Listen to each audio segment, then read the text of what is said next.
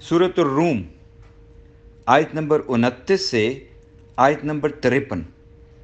औज़ुबिल्लाहिमिनश्शैतानिर्रजीम बिस्मिल्लाहिर्रहमानिर्रहीम। बल्कि जिन लोगों ने जुल्म किया उन्होंने बग़ैर इल्म के अपनी ख्वाहिशों की पैरवी की, फिर जिसे अल्लाह ने गुमराह कर दिया हो इसे कौन हिदायत दे सकता है, और इनका कोई मददगार न होगा। चुनाचे ए नबी, आप यकसू होकर अपना रुख दीन की तरफ सीधा रखें। अल्लाह की फितरत इख्तियार करो जिस पर इसने लोगों को पैदा किया है। अल्लाह की तख्लीक में तब्दीली नहीं हो सकती। यही सीधा दीन है, लेकिन अक्सर लोग नहीं जानते। इसकी तरफ रजू करते हुए दीन पर कायम रहो और तुम इससे डरते रहो, और नमाज कायम करो और तुम मुशरिकों में से ना हो जाओ। यानी जिन लोगों ने अपने दीन को टुकड़े टुकड़े कर दिया और वो कई गिरोह हो गए। हर गिरोह के पास जो कुछ है वो इसी पर खुश है, और जब लोगों को कोई तकलीफ़ पहुंचती है तो अपने रब की तरफ रजू करते हुए इसी को पुकारते हैं। फिर जब वो अपनी तरफ से इन्हें रहमत का मज़ा चखाता है तो इनमें से कुछ लोग अपने रब के साथ शिरक करने लगते हैं, ताकि वो इस चीज़ नेमत की नाशुक्री करें जो हमने इन्हें दी। तो तुम फ़ायदा उठा लो, फिर जल्द तुम जान लोगे। क्या हमने इन पर कोई ऐसी दलील नाजिल की है कि वो इनके शिरक करने को सही बताती हो?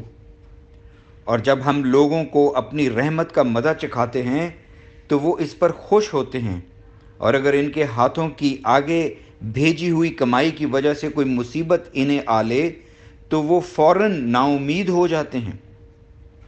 क्या उन्होंने नहीं देखा कि बेशक अल्लाह जिसके लिए चाहे रिज़्क़ कुशादा कर देता है और जिसके लिए चाहे तंग कर देता है। बिलाशुबा इस फराखी और तंगी में इन लोगों के लिए अजीम निशानियां हैं जो ईमान लाते हैं। लिहाजा आप क़राबतदार को इसका हक़ दें और मस्कीन और मुसाफिर को भी। ये इन लोगों के लिए बेहतर है जो अल्लाह का चेहरा चाहते हैं, और यही लोग फलाह पाने वाले हैं। और तुम सूद पर जो कर्ज दो ताकि वो लोगों के अमवाल में शामिल होकर बढ़ता रहे, तो वो अल्लाह के यहाँ नहीं बढ़ता। और तुम अल्लाह का चेहरा चाहते हुए जो कुछ बतौर ज़कात दो तो ऐसे लोग ही अपना माल कई गुना बढ़ाने वाले हैं। अल्लाह वो ज़ात है जिसने तुम्हें पैदा किया, फिर इसने तुम्हें रिज़्क़ दिया, फिर वो तुम्हें मौत देगा, फिर वो तुम्हें ज़िंदा करेगा। क्या तुम्हारे शरीकों में से कोई है जो इन कामों में से कुछ कर सके? अल्लाह इनके शरीक ठहराने से पाक और आला है। खुश्की और तरी में फ़साद ज़ाहिर हो गया जो लोगों के हाथों की कमाई का नतीजा है, ताकि अल्लाह इन्हें इनके बाज़ एमाल का मज़ा चखाए जो उन्होंने किए, ताकि वो हिदायत की तरफ रजू करें। आप कह दीजिए, तुम ज़मीन में सैर करो, फिर देखो इन लोगों का कैसा अंजाम हुआ जो इनसे पहले थे।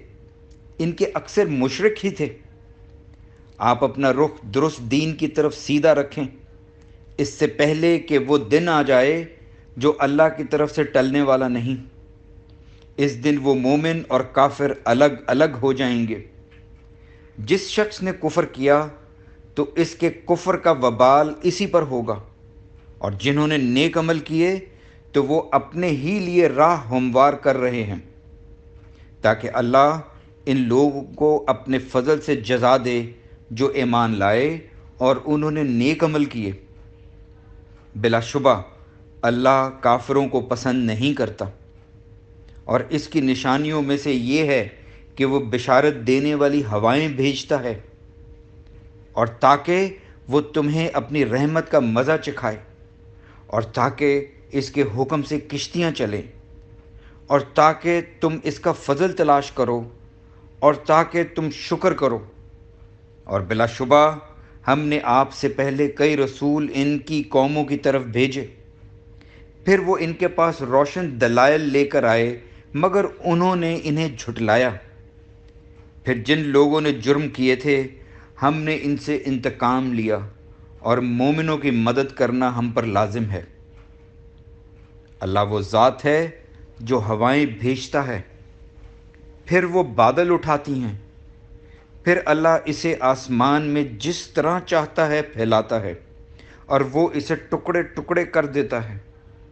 پھر آپ دیکھتے ہیں کہ اس کے اندر سے بارش نکلتی ہے، پھر جب وہ اپنے بندوں میں سے جنہیں چاہتا ہے ان پر بارش برساتا ہے تو اس وقت وہ خوش ہو جاتے ہیں، اور بلا شبہ اس سے پہلے کہ ان پر بارش نازل ہو وہ نا امید ہو رہے تھے۔ چنانچہ آپ اللہ کی رحمت کے آثار کی طرف دیکھیں، وہ زمین کو اس کی موت ویرانی کے بعد کیسے زندہ کرتا ہے۔ بے شک وہ ضرور مردوں کو زندہ کرنے والا ہے، اور وہ ہر چیز پر خوب قادر ہے۔ اور اگر ہم تند و تیز ہوا بھیج دیں پھر وہ اس کھیتی کو زرد پڑتی دیکھیں تو اس کے بعد وہ ضرور ناشکری کرنے لگتے ہیں۔ تو اے نبی، بلا شبہ آپ مردوں کو نہیں سنا سکتے، اور نہ آپ بہروں کو اپنی پکار سنا سکتے ہیں جبکہ وہ پیٹھ پھیر کر لوٹ جائیں، اور نہ آپ اندھوں کو ان کی گمراہی سے ہدایت کی طرف لا سکتے ہیں۔ آپ تو صرف انہیں سنا سکتے ہیں جو ہماری آیات پر ایمان لاتے ہیں، لہٰذا وہی فرما بردار ہیں۔ الحمدللہ۔